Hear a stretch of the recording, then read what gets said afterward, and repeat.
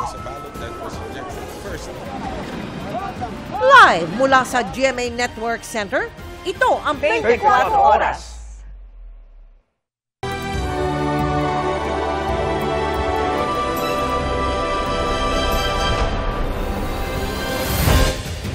Magandang gabi po, Luzon, Visayas at Mindanao.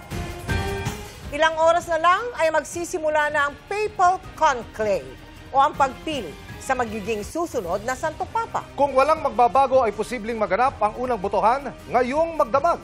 Ibig sabihin, posibleng magkaalaman na mamaya kung meron ng bagong Santo Papa. At live mula sa Vatican City, nakatutok si Connie Sison. Connie! Mel, Emil at Vicky, katatapos-tapos lamang nitong Pro Eligendo Pontifice o Votive Mass kung tawagin na dedicated para sa ating mga cardinal electors para magabayan sila ng banal na Santo Espiritu. No? At inaasahan natin by now ay nakabalik na sila sa Casa Santa Marta para doon ay makapagpahinga muna sandali bago muling magtipon around 4:30 oras dito sa Roma at 10:30 p.m. naman dyan sa Maynila para sa dun sa Pauline Chapel sila magkikita-kita at maghahanda sila sa isang prosesyon patungo naman ng Sistine Chapel. Alinsunod po yan sa nagiging tradisyon tuwing may conclave. At once nandun na sila sa Sistine Chapel, ay inaasahan naman na magsisimula na ang botohan. Isang beses lamang magkakaroon ng botohan ngayong araw na ito at posible by 7 p.m. oras dito sa Roma at 1 a.m. naman dyan sa Maynila ay maaari na tayong makakita ng unang usok na manggagaling sa bubong o chimenea ng Sistine Chapel. Kung ito ay itim na nagsisimbolong na wala pang nabotong bagong Santo Papa o puti na nagsisimbolong may bago na tayong Santo Papa, yan ang ating aabangan. Alas 4 ng hapon, oras sa Pilipinas, na magmisa sa St. Peter's Basilica. Kasunod niyan ang pagtungo sa Pauline Chapel pasado alas 10 ng gabi, oras sa Pilipinas, para sa Litany of the Saints. Bagong opisyal na pagsasara sa kapilya o simula ng conclave. Dahil sikreto ang sagradong tradisyon ng pagpili, kinakailangan pang lagyan ng film ang mga bintana ng Sistine Chapel at kabitan ng mga jamming device para tiyak na hindi makakasagap ng cellphone signal. Bago isinara ay nasilip ang paghahanda sa kapilyang itinayo pa noong 1473. Doon ay tila tatanglaw sa mga kardinal ang mga obra ni Michelangelo na nagtatampok sa ilang tagpo sa Biblia, kabilang ang pamosong The Creation of Adam na nasa gitna ng kisame ng Sistine Chapel. Ang obrang sumisimbolo sa paglikha ng Panginoon sa unang tao. Tila sumasalamin din sa bagong yugto ng pagpili sa susunod na lider ng mahigit 1 bilyong Katoliko sa buong mundo. Inihanda rin ang mga mahahabang lamesa at upuan na gagamitin ng mga kardinal. Nakapatong sa lamesa ang pangalan ng mga lalahok sa botohan at mga gagamitin nila sa pagboto. Nasa bandang gitna naman ang isang makapal na libro para sa panunumpa ng mga kardinal na hindi maglalabas ng anumang detalye sa kahit kanino tungkol sa isasagawang conclave. Sa ibang bahagi, makikita rin ang mga wooden ball na may numero at gagamitin sa bilangan ng boto. Handa na rin daw ang maliit na kwartong didiretsuhan ng mapipiling Santo Papa ng 2/3 o mahigit pang kardinal elector na kung tawagin ay Room of Tears dahil sa dami ng mga naluhang dating Santo Papa sa gitna ng pagninilay-nilay nila sa mabigat na responsibilidad na iaatang sa kanya. Dito na rin niya isusuot ang papal cassock o kasuotan bilang pinakabagong Santo Papa na inihanda na rin. Bago ang mga ito ay tinalakay ng mga kardinal sa ika-12 at huling kongregasyon nila ang mga reformang ginawa ni Pope Francis at dapat ipagpatuloy. Kabilang dyan ang legislation on abuse, economic issues, the Roman Curia, synodality, work for peace at care for creation. Nanawagan din ang College of Cardinals ng kapayapaan at permanenteng ceasefire sa gitna ng di umuusad na panawagang kapayapaan sa Ukraine, Middle East at iba pang panig ng mundo. Kaya binigyang diin nila ang katangian ng susunod na Pope na dapat ay magdadala ng pag-asa sa panahon ng digmaan at karahasan.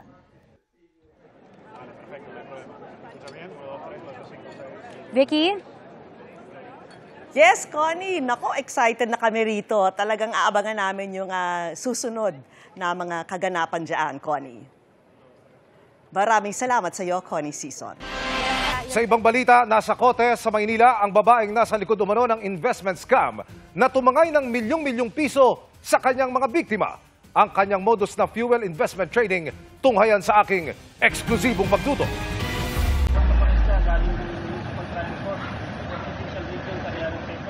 Hinarang ng San Juan Police ang passenger van na ito sa Sampaloc, Maynila.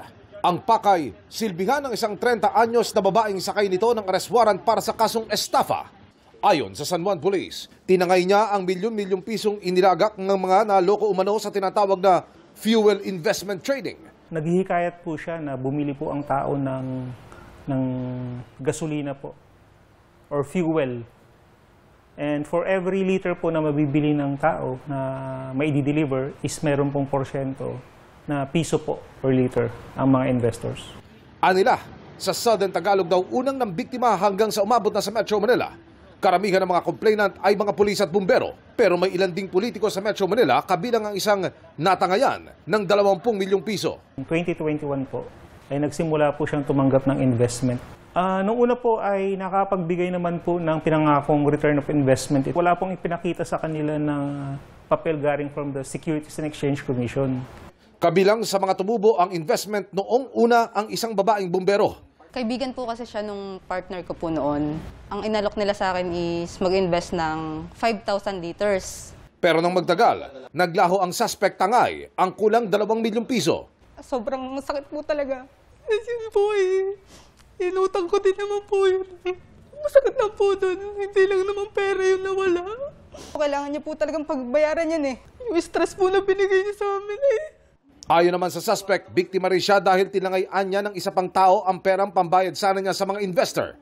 Pagka hindi ka nagbigay, ano gagawin sa'yo? Paulanan po ng bala yung bahay namin. Sagot ng pulisya, sa korte na niya ito patunayan. Paalala nila, I-check po natin mabuti yung kanilang papel. Siguraduhin po natin na lisensyado po ito sa Securities and Exchange Commission. Para sa GMA Integrated News, Emil Sumangil, nakatutok 24 oras. Kanya-kanyang alma ang iba-ibang grupo sa bagong utos ng DOTR na makapagpa-consolidate ang mga pampublikong sasakyan sa mga ruta na hindi pa consolidated ang 60% ng mga bumabiyahe. Nakatutok si Joseph Moro. Muling binuksan ng Transportation Department ng aplikasyon para makapag-consolidate ang ilang tradisyonal na jeepney. Yan ay kung bumabiyahe sila sa mga rutang walang 60% ang nagko-consolidate. Effective na po to next week, May 14. And then wala ho itong deadline. Kasunod yan ang pakiusap ng mga di pa consolidated kay Transportation Secretary Vince Dizon na bigyan pa rin sila ng provisional authority o karapatang bumiyahe kahit hindi nag-consolidate. 1 taon ng extension ng kanilang provisional authority ayon sa department order pero may kondisyon. Only if they join the program. Hindi naman pwedeng pupunta ka rito, sasabihin mo, akin na yung provisional authority. Dapat meron kang existing route na ipapakita sa amin. Pero ayon sa grupong Piso, ng hiling nila ay payagan lahat ng mga hindi consolidated na mga jeepney na mag-operate pa rin. Ibalik ang 5 taong prangkisa at ibasura na ang programa. Sabi naman ng grupong Manibela, malayo ito sa hiling nila na makapagparehistro kahit hindi sila consolidated at maibalik ang prangkisa o ang provisional authority. Para naman sa mga grupong nag-consolidate na dapat may deadline pa rin para hindi makalito. Samantala, kaugnay ng karambola sa SCTEX na ikinasawi ng 10 tao, kinumpirma ng abogado ng kumpanyang may-ari ng sangkot na bus na inantok ang driver nito. Inamin niya sa inyo, inamin din niya sa akin na yung panahon na yon apparently na nakainlip siya. Dahil aniya yan sa maintenance medicine ng driver para sa alta presyon, bagaman ininom ito nung gabi bago ang aksidente. Hindi pa rin aniya ito alam ng kumpanya. Dahil din sa maintenance medicine kung kaya tumanggi magpa-drug test ng una ang driver, bagaman nagnegatibo naman kinalauna ng pumayag na. Ayon sa abogado, hindi nakadalo sa pagdinig ang driver dahil nakadetine ito sa Tarlac. Gayon din ang konduktor na aniya may pilay sa paa. Ayon sa LTFRB, hindi naman daw bawal na magmaneho ng mga pampublikong sasakyan yung mga driver na nagme-maintenance medicine. Dapat may protocol ang kumpanya niya tungkol dito. dapat nalaman nila yan because that is the health of their driver. Either way, we think the management has to answer for the negligence of the driver. Para sa GMA Integrated News, Joseph Morong, nakatutok 24 oras.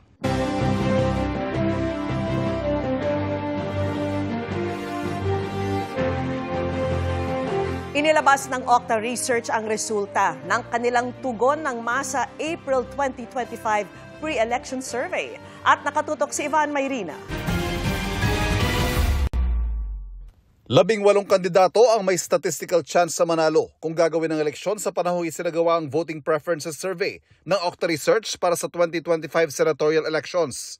Yan ay sina Senator Bongo, Congressman Erwin Tulfo, dating Senate President Tito Soto, Senator Bato de la Rosa, Broadcaster Ben Tulfo, Incumbent Senators Pia Cayetano at Ramon Bong Revilla Jr., Makati Mayor Abby Binay, Senator Lito Lapid, dating Senador Ping Lacson, Congresswoman Camille Villar, dating Senador Bam Aquino, TV host Willie Revillame, dating Senador Manny Pacquiao, Senator Amy Marcos, dating DILG Secretary Benhur Abalos, Congressman Rodante Marcoleta at dating Senador Kiko Pangilinan.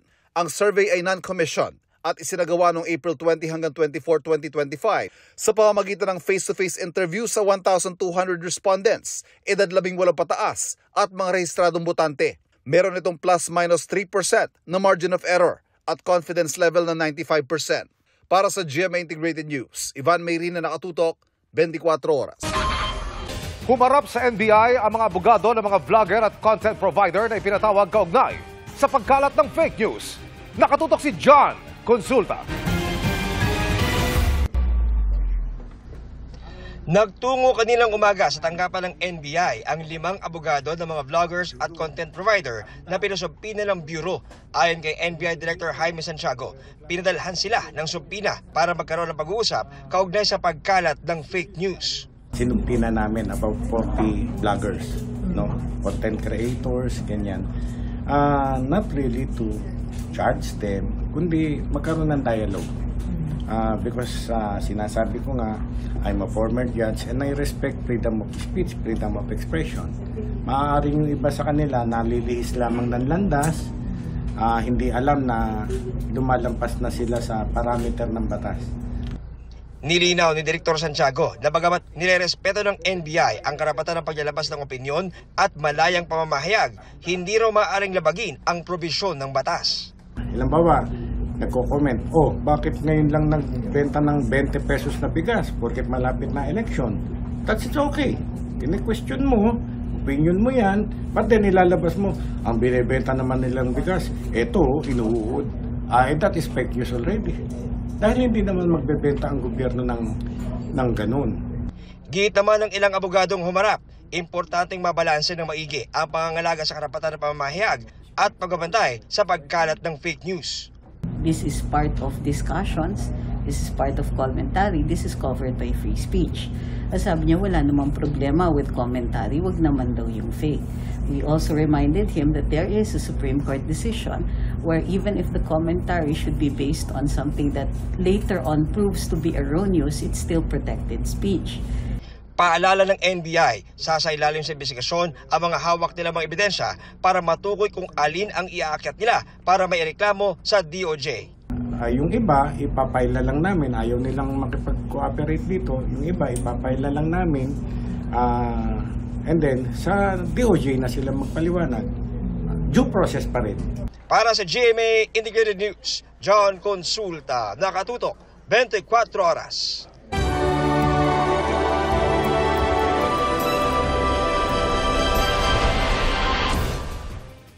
Kaakibat ng pamumuno sa mahigit 1 bilyong Katoliko sa buong mundo ang iba't ibang problema at hamon sa loob at labas ng simbahan.